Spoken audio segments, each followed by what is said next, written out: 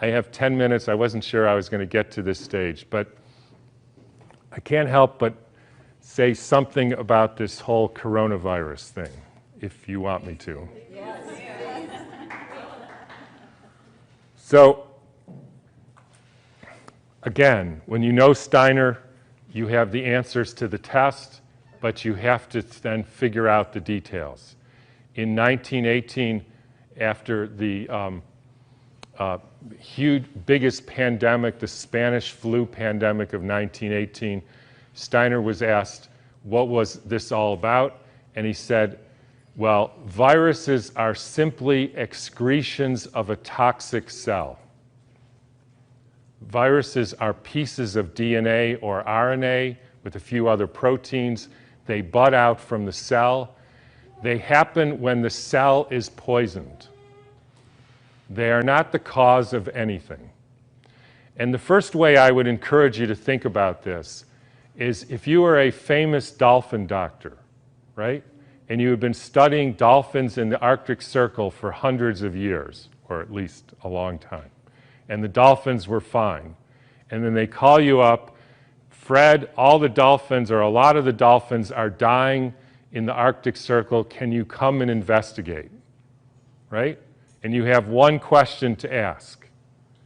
So, show of hands. How many of you would say, I want to investigate a dolphin to see the genetic makeup of that dolphin?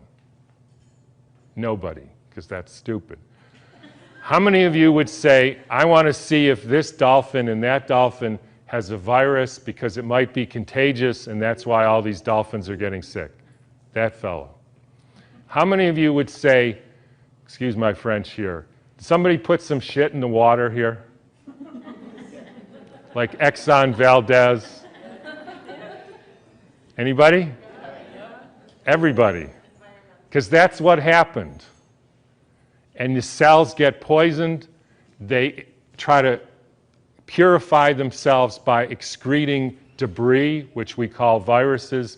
If you go to the current theory of viruses called exosomes, and the latest head of the NIH giving a talk on the complexity of viruses, you will see this is perfectly in line with the current thinking on what a virus really is.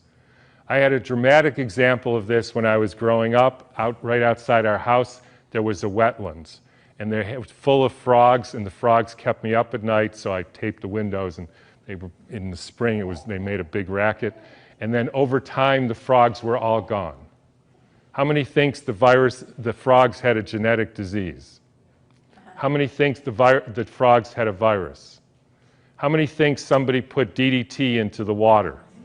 That's what happened. Diseases are poisoning.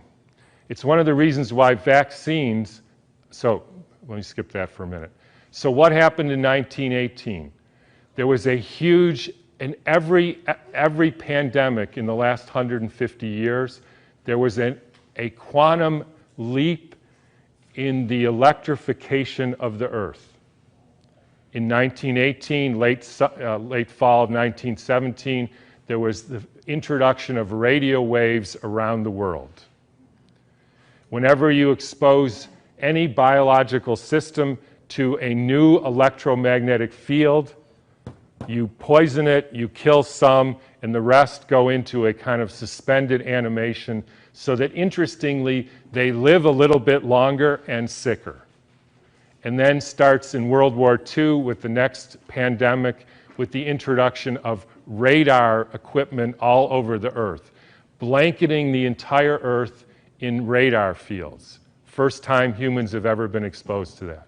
In 1968, there was the Hong Kong flu, and it was the first time the Earth has a protective layer in the Van Allen belt, which essentially integrates the cosmic fields from the sun and the Earth, from the moon and Jupiter, etc., integrates that and essentially distributes that to the living beings of the Earth.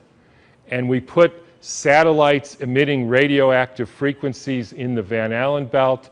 Within 6 months, we had a new viral pandemic. Why viral? Because the people are poisoned, they excrete toxins, they look like viruses, People think it's a flu epidemic. In the 1918 epidemic, the Boston Health Department decided to investigate the contagiousness of this. So they, believe it or not, took hundreds of people with the flu and they sucked the snot out of their nose and injected it into the healthy people who didn't have the flu, and not one time could they make the next person sick. They did this over and over again, and they were not able to demonstrate contagion. They even did it with horses who apparently got the Spanish flu, and they put bags over their head and the horses sneezed in the bag, and they put the bag over the next horse, and not one horse got sick.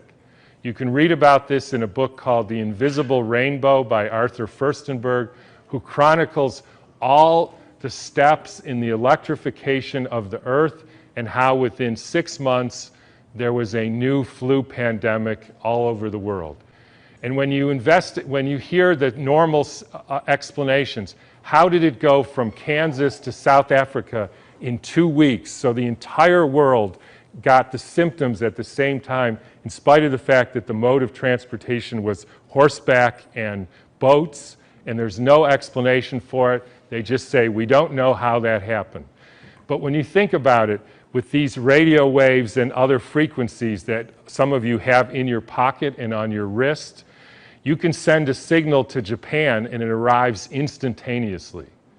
So any of you who don't believe there is an electromagnetic field that communicates globally within seconds just is not paying attention to this. And I will only finish by pointing out that there has been a dramatic and quantum leap in the last 6 months with the electrification of the earth.